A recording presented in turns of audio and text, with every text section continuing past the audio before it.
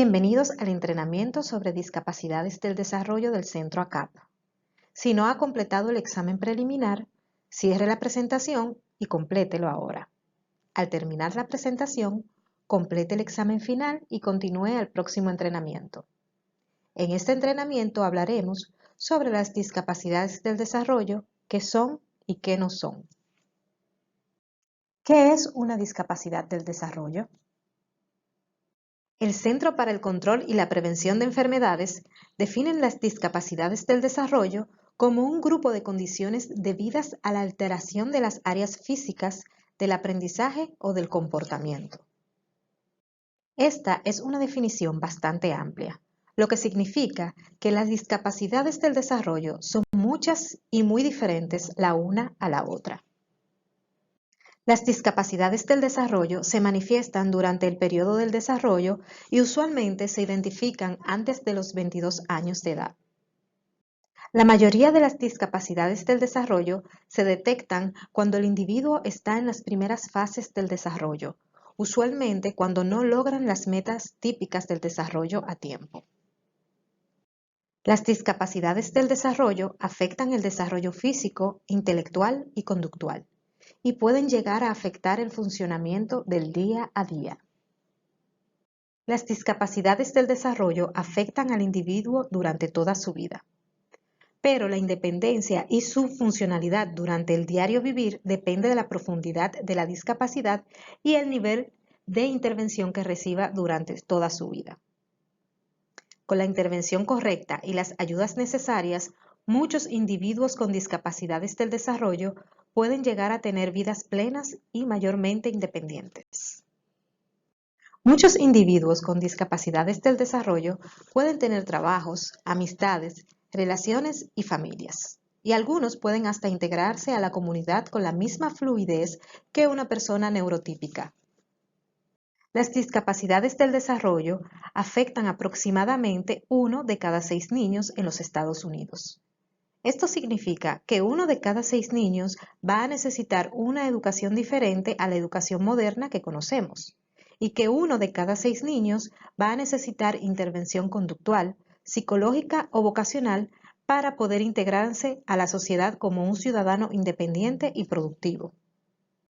Las discapacidades del desarrollo son muchas y todas se presentan de manera diferente.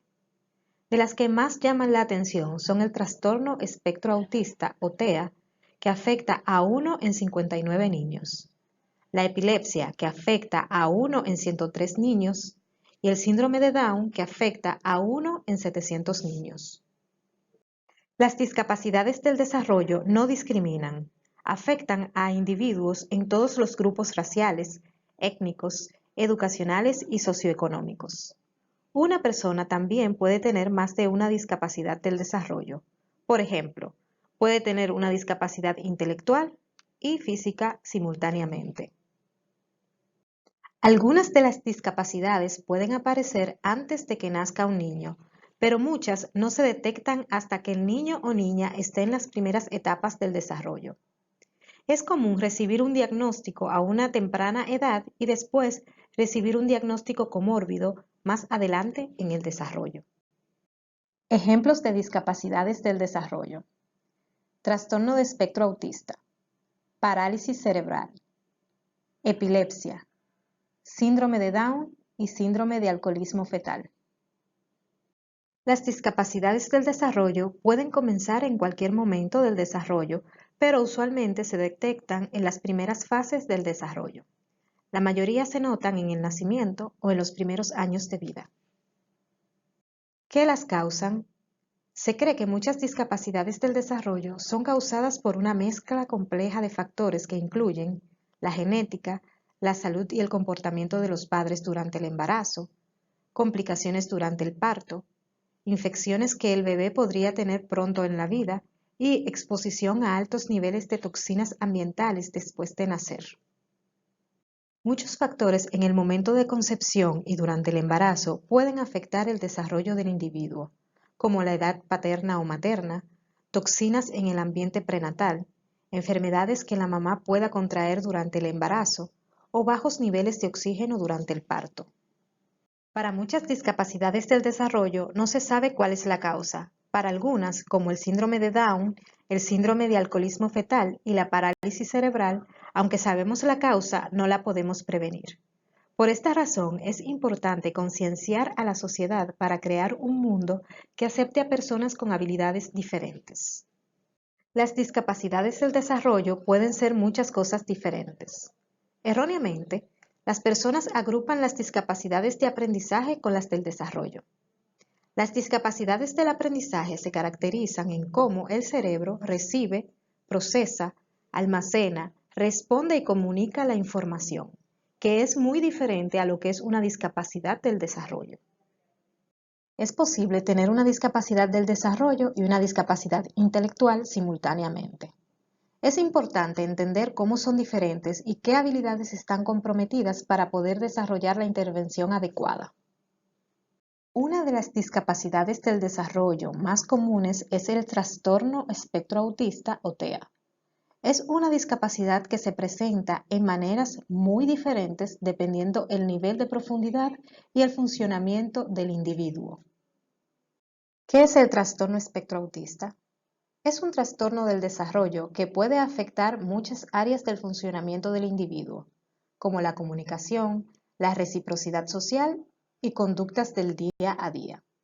El TEA es un espectro porque se puede manifestar de muchas maneras y afectar a los individuos en diferentes niveles de profundidad. El TEA es un trastorno neurobiológico del desarrollo.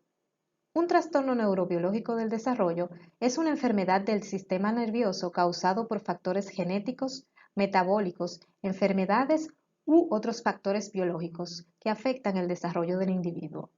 El TEA se manifiesta durante los primeros 3 años de edad y dura toda la vida. ¿Qué causa el autismo? Muchos estudios se han completado para tratar de determinar qué provoca el TEA, pero no se ha encontrado una causa para este, aunque sí tenemos algunas respuestas. Sabemos que el TEA es causado por una combinación entre genética y factores en el entorno. Se ha investigado que cuando muchos genes se afectan pueden causar autismo. También, muchos estudios apuntan que la edad del padre en el momento de la concepción es un factor que puede causar autismo. En pocos casos se ha notado que ciertas enfermedades durante el embarazo o a temprana edad pueden causar autismo, como rubeola, sarampión alemán, esclerosis tuberosa, un trastorno genético que causa que crezcan tumores benignos en el cerebro y otros órganos vitales, síndrome de X frágil, que es la forma hereditaria más común de discapacidad intelectual, encefalitis y fenilcetonuria. Una cosa que sabemos 100% es que las vacunas no causan el TEA. Por favor, descargue el link y vea el video explicando por qué esto es un tema de debate. La incidencia de autismo ha estado incrementando notablemente en los últimos 15 años. La gráfica demuestra la tasa de niños que se diagnosticaban con autismo cada año en los Estados Unidos. En el 2004, uno de cada 166 niños lo diagnosticaban con autismo. En el 2018, uno de cada 59 niños es diagnosticado con TEA. El incremento de la incidencia de autismo puede tener varias causas. Puede ser que haya más niños con la condición. Pero una de las cosas que más impactan estas cifras es que se ha desarrollado una mejor manera de diagnosticar el autismo y que hay más concienciación sobre los primeros síntomas del autismo, así que los padres, los pediatras y profesores están más atentos a señales del autismo desde temprana edad. También el TEA es un espectro y otros trastornos que antes no eran considerados autismo ahora están siendo incluidos en el espectro como el trastorno generalizado del desarrollo no especificado. Como dijimos anteriormente, las características del autismo son muchas y pueden ser muy diferentes entre individuos. El autismo se puede manifestar de una manera en un individuo y de otra manera en otra persona. Un chico con TEA puede ser no verbal y tener dificultades con tareas diarias como vestirse y comer independientemente, mientras otro puede estar a nivel académico con los otros chicos de su edad, pero tener dificultades haciendo amigos y manteniendo conversaciones. Vamos a ver cuáles son los criterios diagnósticos que usan los profesionales para determinar si un individuo tiene TEA. El DSM-5, el Manual Diagnóstico y Estadísticos de los Trastornos Mentales, define el trastorno espectro autista con los siguientes criterios. 1. Deficiencias persistentes en la comunicación social y en la interacción social en diversos contextos, manifestado por lo siguiente. Déficit en la reciprocidad socioemocional. Por ejemplo, desde un acercamiento social atípico y fracaso de la conversación normal, en ambos sentidos demostrando una disminución en intereses, emociones o afectos compartidos, hasta el fracaso en iniciar o responder a interacciones sociales. Déficits en las conductas comunicativas no verbales utilizadas en la interacción social varían, por ejemplo, integración inadecuada de comunicación verbal y no verbal, contacto visual inadecuado, dificultad entendiendo o usando gestos, falta de gestos o expresiones faciales y falta completa de comunicación no verbal. Déficits en el desarrollo, mantenimiento y comprensión de las relaciones. Por ejemplo, dificultad ajustando su comportamiento a diferentes contextos. Dificultad con el juego imaginativo. Dificultad haciendo amigos. Falta de interés en otros individuos. Es muy importante acordarse que solo porque un niño o niña no se pueda comunicar, no significa que no te entienda. Muchos niños que tienen déficits de comunicación expresiva tienen más habilidades de comunicación receptiva. Eso significa que aunque no se expresen verbalmente, entienden lo que decimos. Y nunca debemos hablar sobre una persona delante de ella o donde nos pueda escuchar. Siempre debemos mantener el respeto y dignidad de todos, aunque parezca no entender. 2. Patrones restrictivos y repetitivos de comportamiento, intereses o actividades que se manifiestan en dos o más de los siguientes puntos, actualmente o por los antecedentes. Insistencia en mantener todo igual. Inflexibilidad con su horario o rutinas. Intereses extremadamente restrictivos. Hiper o hiposensibilidad a estímulos sensoriales o a un interés inusual en los aspectos sensoriales del entorno. Movimientos, uso de objetos o uso del lenguaje de manera estereotípica o repetitiva. ¿Qué es la estereotipía? Una de las maneras que estos comportamientos restrictivos y repetitivos se manifiestan es con la estereotipía. La estereotipía es una conducta repetitiva que es automáticamente reforzante, es decir, es autoestimulante o autotranquilizante, y el individuo la hace porque se siente bien hacerlo. La estereotipía puede ser una conducta vocal o motora. No es una conducta exclusiva a personas con TEA. Todos tenemos conductas estereotipias, como teclear con los dedos, jugar con las joyas o jugar con el pelo cuando se está nervioso. Descarga el link para ver ejemplos de estereotipía en autismo. ¿Por qué puede ser problemática? La estereotipía usualmente no es peligrosa, pero puede ser problemática. Puede crear un estigma social y puede interferir con el aprendizaje, la atención, la socialización y la comunicación funcional de un individuo. La estereotipía motora puede distraer al niño e impedir que adquiera habilidades nuevas. Y la estereotipía vocal tiende a impedir la comunicación funcional. Los últimos criterios del TEA en el DSM-5 son 3. Los síntomas deben de estar presentes en las primeras fases del periodo de desarrollo, pero pueden no manifestarse totalmente hasta que la demanda social supera las capacidades limitadas o puedan estar enmarcados por estrategias aprendidas en fases posteriormente de la vida. 4. Los síntomas causan un deterioro clínicamente significativo en lo social, laboral u otras áreas importantes del funcionamiento habitual. 5. Estas alteraciones no se explican mejor por la discapacidad intelectual, trastorno del desarrollo intelectual, o por el retraso global del desarrollo. La discapacidad intelectual y el trastorno del espectro del autismo con frecuencia coinciden. Para hacer diagnósticos de comorbilidades de un trastorno del espectro del autismo y discapacidad intelectual, la comunicación social ha de estar por debajo de lo previsto para el nivel general del desarrollo. Hay un dicho en la comunidad del TEA: si conoces a una persona con autismo, conoces a una persona con autismo. Es decir, cada persona con autismo es muy diferente a la otra, y cada persona con autismo tiene sus propias dificultades, habilidades y preferencias. Es importante acordarnos que una persona con TEA es tan diferente una a la otra, como las personas neurotípicas somos diferentes una a la otra. Los adultos.